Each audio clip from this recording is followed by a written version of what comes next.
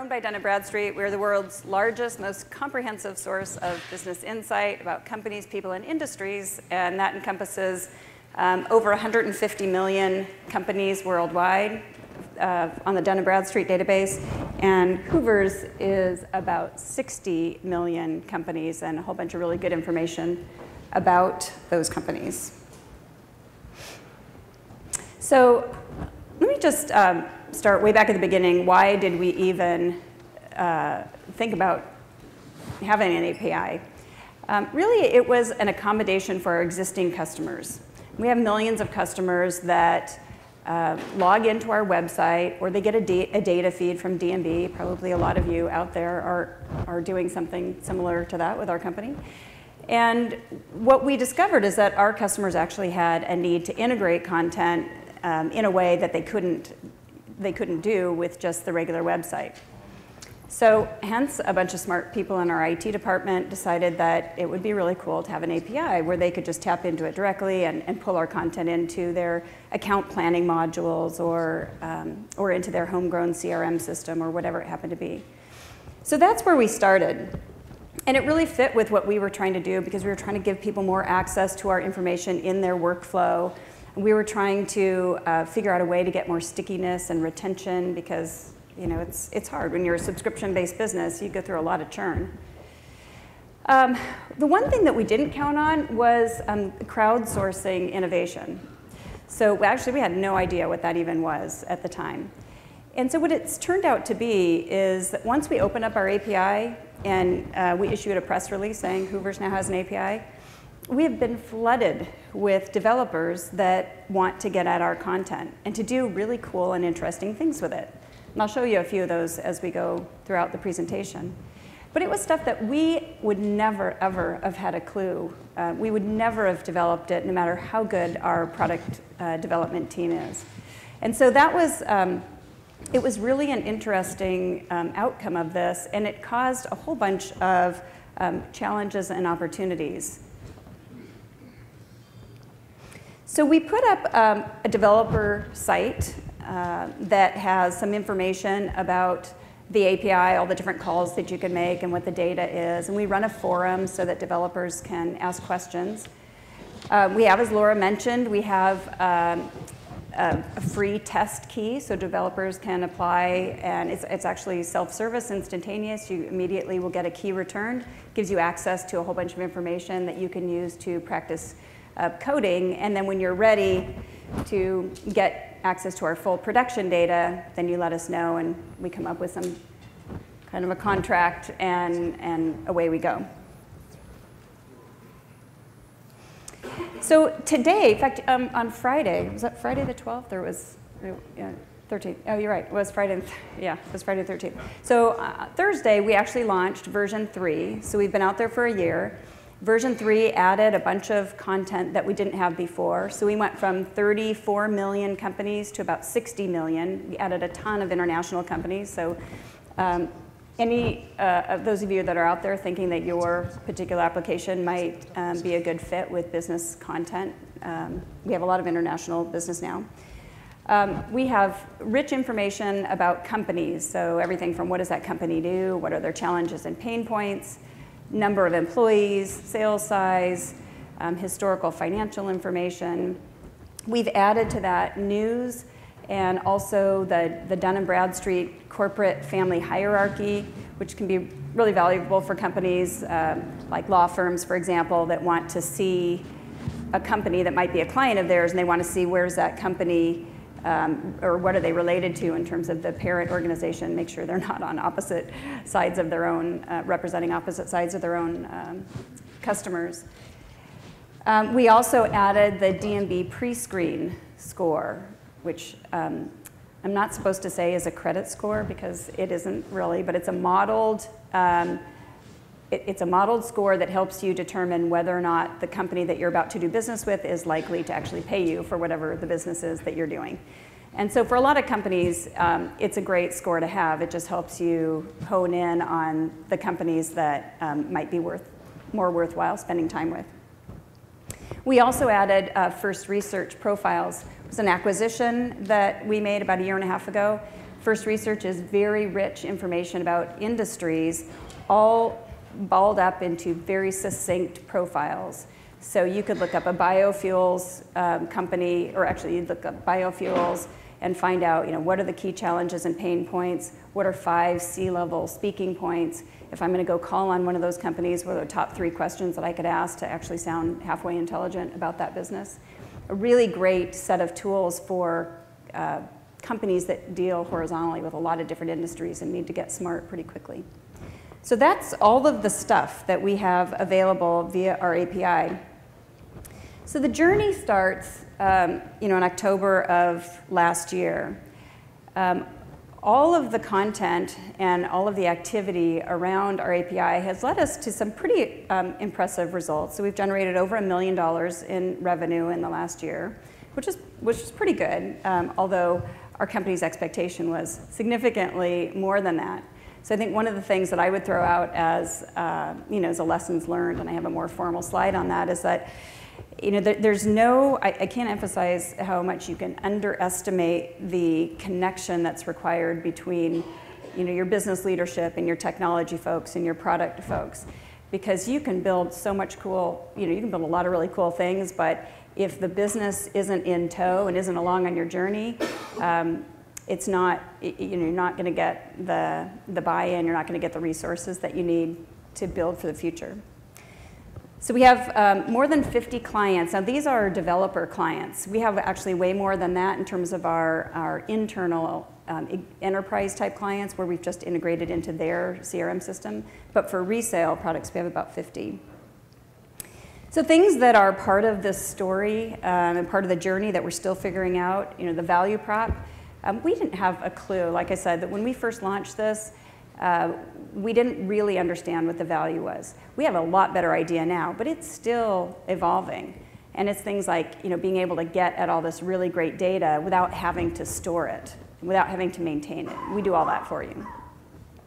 The target market is another challenging opportunity because there's so many different audiences. And so we're constantly trying to figure out where is the best place for us to be.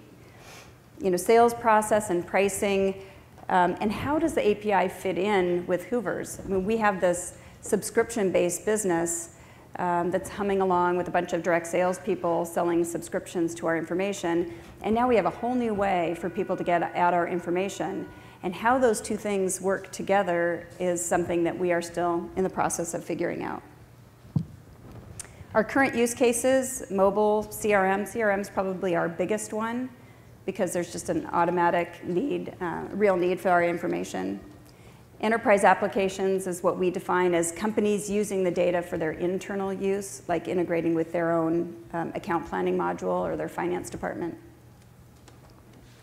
So let me just show you real quickly a few of the integrations that we've done so far.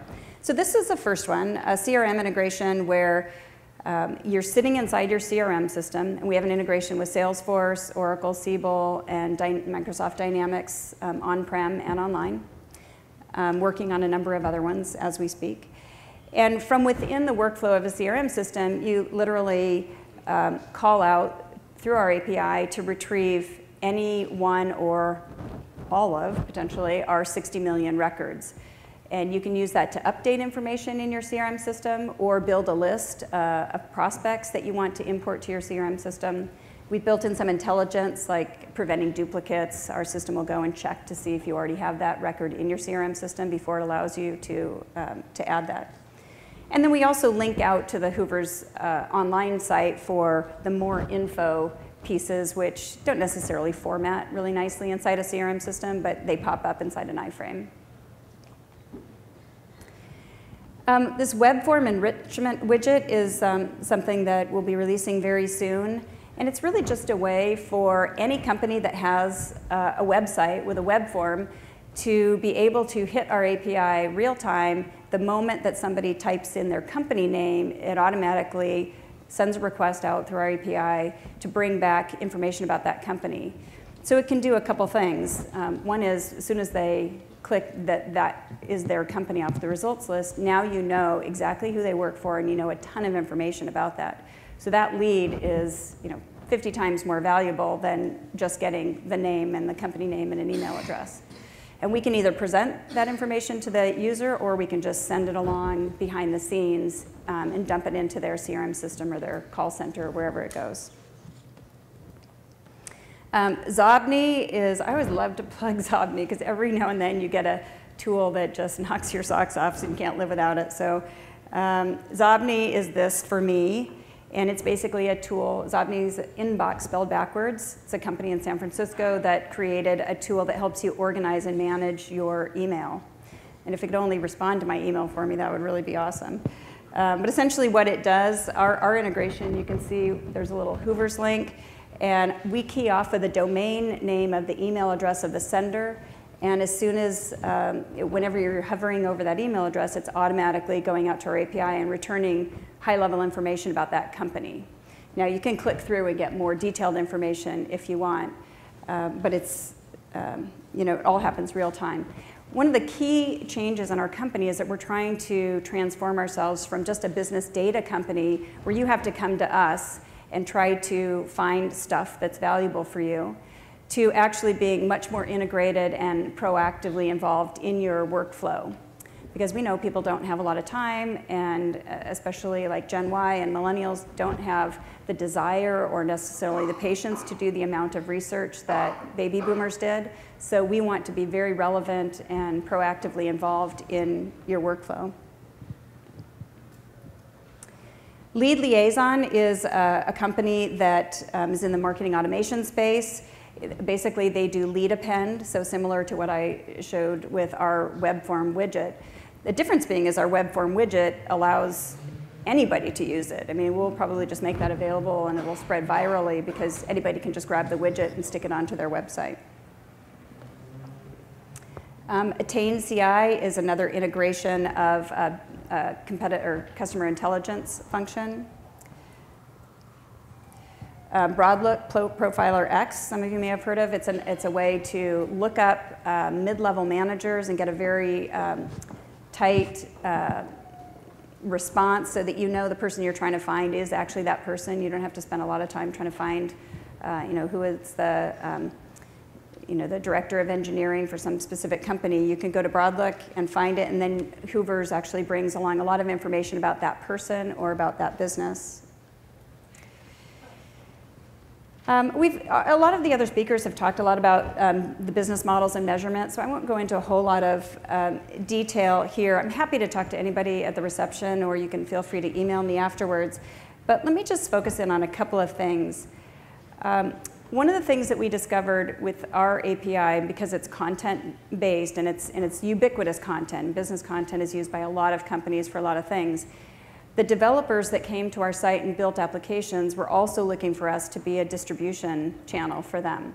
And we actually didn't think of that in the beginning. We just thought we'd license our content to them, they would go on their merry way. And what we found out is that a lot of them were smaller and really needed the brand of Hoovers and Dun & Bradstreet to act as sort of like an app exchange channel for them. So that's something that's high on our radar screen. We haven't launched it yet, but we know that it's important not only to make our content available, but also to help our clients be successful.